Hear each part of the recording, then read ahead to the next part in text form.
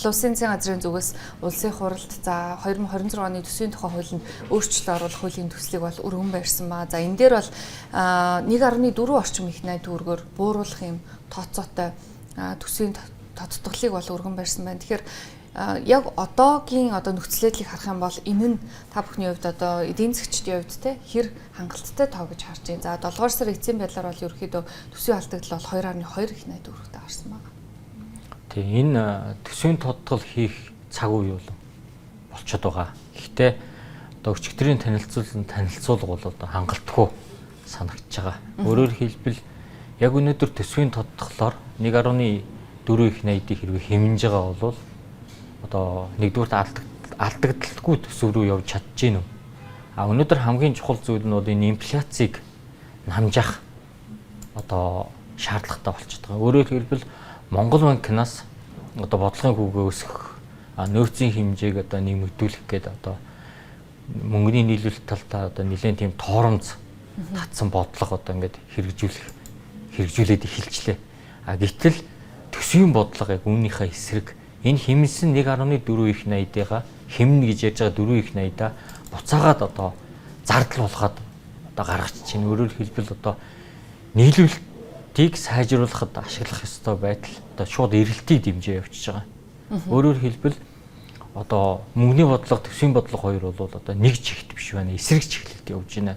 Энэ үед бол энэ хэмнэсэн хэмнэлт буцаагаад энэ зарцуулж байгаа энэ нэмэгдлүүд өөрөө инфляцийг улам өдөөнө. Өөрөөр хэлбэл инфляцийг саарамжуулж намжаач чадахгүй ийм бодлогыг бол засгийн газар танилцуулж байна гэж харж байгаа. Тасаа инфляцийг бол намжаах ёстой гэж байна. За одоо байгаа эдийн засгийн нөхцөл байдал, макро эдийн засгийн нөхцөл байдлыг ер нь та эдийн засгчийн хувьд яг юу гэж үнэлж байна? Өнөөдрийн энэ асуудал юунаас болж үүссэн юм бэ гэдгийг бид нар харах ёстой. Өөрөөр хэлбэл гадаад валютын нөөц түүхэн дээд хэмжээнд хүрсэн $9 тэрбум доллар. Гадаад худалдааны ашиг хангалттай гарчлаа. Төлбөрийн тэнцэл ашигтай гарчлаа. Эдийн засгийн өсөлт 7.7% хүрчлээ. Гэтэл яагаад төсвийн алдагдал 2.2 их найд хүрчв? Яагаад инфляц 13% хүрчв? Яагаад хүнсний барааны инфляц 25% хүрээд өсчв? Гэдэг дээр бид нар асуулт байгаа юм. Тэгэхээр энэ өөрөө тэр чигтээ засгаас хэрэгжүүлж байгаа бодлого чи өөрөө энэ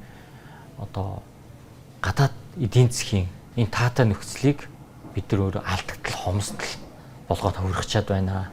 Энэ төсвийн хидэгт хилэлт чинь өөрөө энэ инфляцийг бий болгочлоо. Энэ гадаад зах зээлээс орж иж байгаа энэ экспортын орлогыг энэ боломжийг энэ засгийн бодлого бол ингээд үнэхээр үр дүнгүй болгочлоо гэж харж байгаа. Яг хоо эдийн засгийн нөхцөл байдлыг таны хувьд ерөөхдөө үнэлээд ихэнх үзүүлэлтүүд сайн байгаа. За гадаад нөхцөл байдал сайн байхад энийг ашиглаж чадсангүй гэж байна. Өчигдрийн 2026 оны төсөвт их тодтгол буюу нэмэлт өөрчлөлтийн хуулийн төсөл дээр за тодорхой хэд хэдэн арга хэмжээнүүдийг бол танилцуулсан байна л да. Тухайлх юм бол төсвийн урсгал зардал дээрээс за сайд нарын багцаас бол тань гэж нийслэлийн үнцааснаас ашиглаагүй үйлдсэн 758 тэрбум төгрөгийг эргүүлэн татаад ашиглана гэж байна. За гэтэл нөгөө талаасаа бас зарим салбаруудын цалинг нэмж гин тэ. Тэгэхээр ер нь яг одоо энэ авч хэрэгжүүлэх гэдэг байгаа. За ялангуяа Улаанбуудаа хүнсний ногоо шатхууны нөөц нэмэхэд 150 тэрбумын хэмжээний хөрөнгө оруулалт хийнэ гэж байна. Тэгэхээр энэ нөхцөл байдлыг та энэ эдийн засгийн бодлогыг хэр зөв гэж харж байна? Бид нар бол өнөөдөр эхлээд нийлүүлэлтэн дээрээ илүү анхаарах. За ялангуяа нийлүүлэлтийг бид нар өрсөлдөөнийг нэмэх тий нийлүүлэлтийн хэмжээг яаж нэмэх үү гэдэг энэ арга руу илүү явах хэрэгтэй. Мэдээж бол шатхууны хомсдлыг шийдэх богино хугацааны шийдлийг бол зөв гэж харж байгаа. Ялангуяа энэ үйл бол бид нар цахилгаан эрчим хүчнийхээ тасалдалгүй аюулгүй байдлыг тийм ээ хангахад чиглэсэн арга хэмжээг бол бас зөв гэж харж байгаа. Нөгөө талдаа бол төсвийн орлого тий 10% өссөн байхад өмнөх онтой харьцуулахад төсвийн зарлага 20% өссөн байгаа байхгүй. Бид нар өөрөөр хэлбэл 100 төгрөг олсон мөртлөө 200 төгрөгийн зарлага гаргаад байгаа л гэсэн үг байхгүй. Тэгэхээр энийг нэмэгдүүлж байгаа хамгийн гол чухал хамгийн гол импакттай зүйлүүд чинь бол өөрөөр хэлбэл цалин.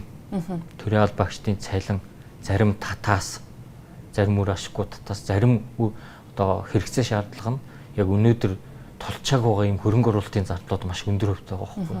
Тэгэхээр энэ зүйлүүдийг энэ зүйлүүд дээр анхаарахын оронд энэ зүйлүүдээ бас нэмээд байгаа байхгүй юу. Тэгэхээр би түрүүн хэлсэн бид нар өнөөдөр инфляцийг намжаах арга хэмжээг засаг хийх ёстой байтал одоо мөнгөний бодлогын эсрэг юм арга хэмжээнүүдийг одоо өчигдөр төсвийн тодтолгороо нилээдгүү зарлаа.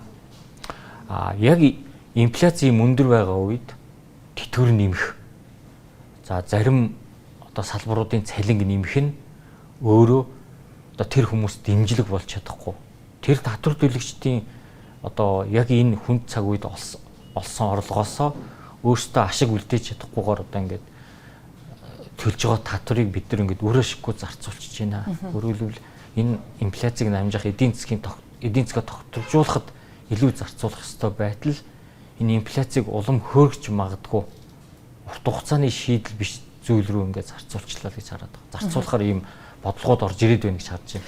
Нийлүүлэлтийг нэмэгдүүлнэ гэхээр одоо таны хувьд яг ямар одоо зөвлөмжийг хэлж болохоор байна. За Улаанбаатар хүнсний ногоо, за махны одоо үн бол нэлээд өндөр хуваар өссөн. Гэхдээ одоо махны үйлдвэрлэл бол статистик мэдээлэлээр бол буурсан байж байгаа. Тэгэхээр одоо яг намар үдийд болвол ерөөхдөө нийлүүлэлт бол нэмэгдээд инфляцийн төсөөлөл бол харьцангуй сайн байна гэж Монгол банк бол үзэж байгаа. Гэтэл нөгөө талаасаа нийлүүлэлтийг нэмэгдүүлэх шаардлагатай. Энэ дээр бас нэмээд одоо 150 тэрбумыг төсөөлөё гэж засгийн газар бол бодлогоо бол тодорхойлсон байж байна. Энэ дээр та эдийн засгийн хувьд ямар дүгнэлт хэлэхээр байна? Бид нар одоо мал аж ахуйн салбараа өөрөө энэ төрийн бодлогоор татчунгаж байгаа. Манай хамгийн уламжилт эдийн засгийн салбар мал аж ахуйн салбарт одоо гадна дотны хөрөнгө оруулалт орж ирэхэд энэ төрийн оролцоо өөрөө саад болчдөг. Нэг хэсэг бүлгийг одоо хямд махаар хангах гэж татвар төлөгчдийн маш их мөнгийг одоо татаас маягаар олон жил өглөө штэ үн тогтворжуулна гэдэг. Гэтэл үн тогтворцсонгүй улам одоо үнэтэй болсоор л байна. Нөгөө талдаа энэ салбарт бизнес эрхлэгчдийн одоо хөрөнгө оруулах сонирхол бизнесээ улам одоо эргэлт сайтай, ашиг сайтай одоо бүтээмжтэй болгоход нь энэ татаас энэ төрийн одоо үнийн зохицуулч өөрөө одоо сүүлийн баг 20 орчим жил ингээ саад болчихлоо шүү дээ. Тэгэхээр энэ саадыг арилгаагүй тохиолдолд одоо энэ махны нийлүүлэлт нэмэгдэхгүй, энэ зах зээлд өрсөлдөөн бий болохгүй.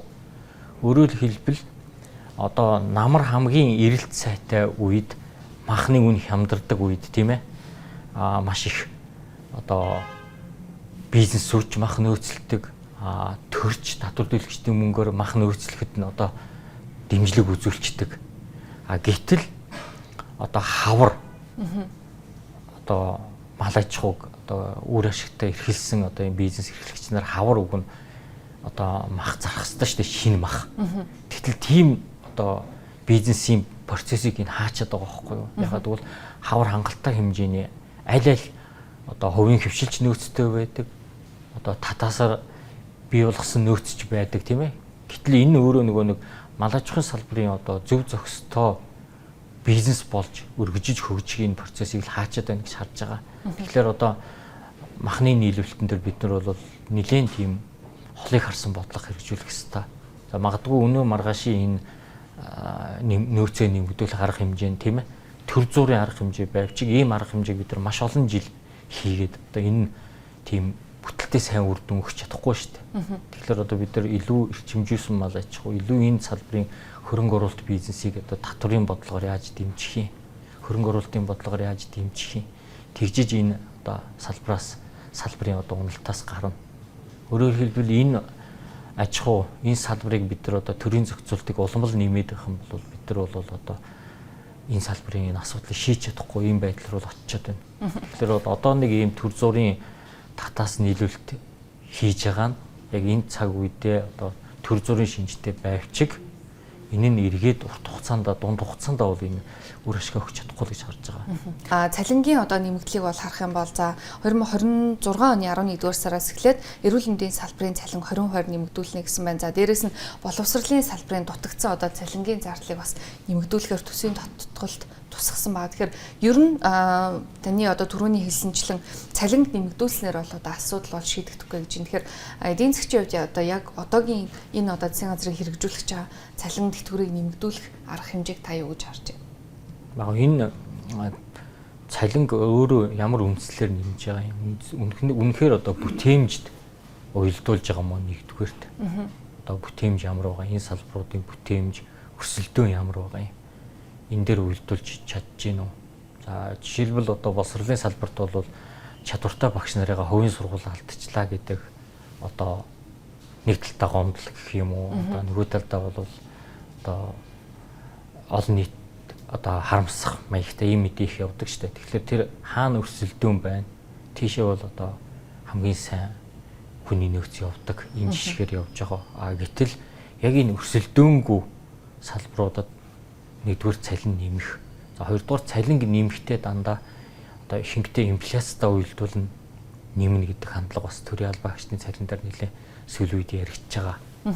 Тэгэхээр өөрөө эн чинь өөрөө жил болгон инфляц 10% байгаад бол жил болгон 10%-аар ингээд татвар төлөгчдийн мөнгийг тийш нь шууд одоо баялаг бүтээдгүй хэсэг рүү өгөөд байх юм уу. Тэгэхээр буцаад тэр бидний инфляцийг үнэхээр энэ засаг төсвийн бодлогоор барьж чадах юм уу, тогтвортой байлгаж чадах юм уу гэдэг асуудал үүсчихэд байгаа. Цалингийн бодлогодоо. Хоёрдугаарт маш өндөр ийм татвар төрийн оролцоотой үед энэ төрийн албагчдын цалин ингэж хуульчлал өсгөж байгаа нь бас хамгийн их ажлын байр шингээдэг жижиг дунд бизнесийн салбарт хамгийн өндөр тусч чадгаа юм. Одоо тэнд бүтээн өсөөгүй байхад нөгөө талд нь хуульчилсан одоо ийм одоо байдлаар цалин өсөд болохоор дагаж өсөхөөс аргагүй болдог. Тэгэнгүүт яг хөдөлмөрийн зах зээл дээр хамгийн өндөр хөв эзэлж байгаа залуучууд яг энэ тохиолдолд одоо гадагшаа хамгийн их тэмүүлж байгаа. Энэ гадагшаа явах бид нар энэ урсгалыг ирээсээ энэ бодлого ягаад зогсоож чадхааргүй юм болчиход байгаа. Яг өнөөдрийн бодлого бол. Тэгэхээр цалингийн нэмэгдлийг бол яг одоо хийх цаг хугацаанд биш гэж та харж байна. Тий, яг нөгөө нэг одоо энэ маш өндөр инфляцтай ийм үед бол цалингийн нэмэгдлийг шууд хийх нь өөрөө энэ инфляцийг намжаахгүй байгаа. Өөрөөр мөнгөний бодлогын эсрэг бид нар энэ төсвийн бодлогыг болоод байна. Энэ хоёр бодлого нэг жигт байж инфляц намжина. Гэтэл одоо мөнгөний бодлогонд хоорондоо татаад байхад төсвийн бодлого нь бол улам хурдаа нэмээд байна шүү дээ. Тийм үү энэ үед бол бид нар үнэхээр энэ хоёр бодлогоос үр дүн гарахгүй эцсийн төлөөсийг нь бизнес эрхлэгч нар баг дунд олохтой иргэдэл одоо тэр үнийн өсөлтөөр зээлийн хүүгийн өсөлтөөр одоо үүрх гэдэг шүү дээ. За хөдөлмөрийн үлсний доод хэмжээг 1 сая төгрөг болгож нэмэгдүүлээд 27 оны 1 сарын 1-ээс мөрдөгч байна. Тэгээ ерөнхийдөө хөдөлмөрийн үлсний доод хэмжээгээр нийгмийн даатгалын шимтгэл төлдөг буюу сайн дураараа нийгмийн даатгалын шимтгэл төлдөг хэсэг бүлэг иргэд байгаа. За эдгээр иргэдийн татвар төлөлт бол шимтгэл төлөлт нэмэгдэх нь байна. За ерөнхийдөө одоо хөдөлмөрийн зах зээл дээр энэ бас суур цалин өсгөж байна те. Тэгэхээр иргэд эдийн засагт ямар нөхцөл байдлыг бий болгох вэ? Энэ дээр та маш товч хариулвал. Өөрөөр хэлбэл одоо 2027 оны 1 сарын 1-ээс хөвгний орлогын албан татварыг бууруулж байгаа. Өөрөөр хэлбэл одоо 792 мянган төгрөгөнд ноогдох хөвгний орлогын албан татварыг одоо уг нь тэг хөв болгож одоо иргэдэд ирэх гарт нь үлдэх цалинг нэмэх юм одоо шийдвэр хууль батлагдсан. Энэ хөдөлмөрийн хөлсний доод хэмжээг одоо нэмэгдүүлж байгаа нь яг энэ хуулийнхаа одоо үр дүнг буцаагаад унгааж байгаа ийм л шийдвэр болчихж байгаа юм. Энэ 2027 оны 1 сарын 1-ээс эхэлнэ.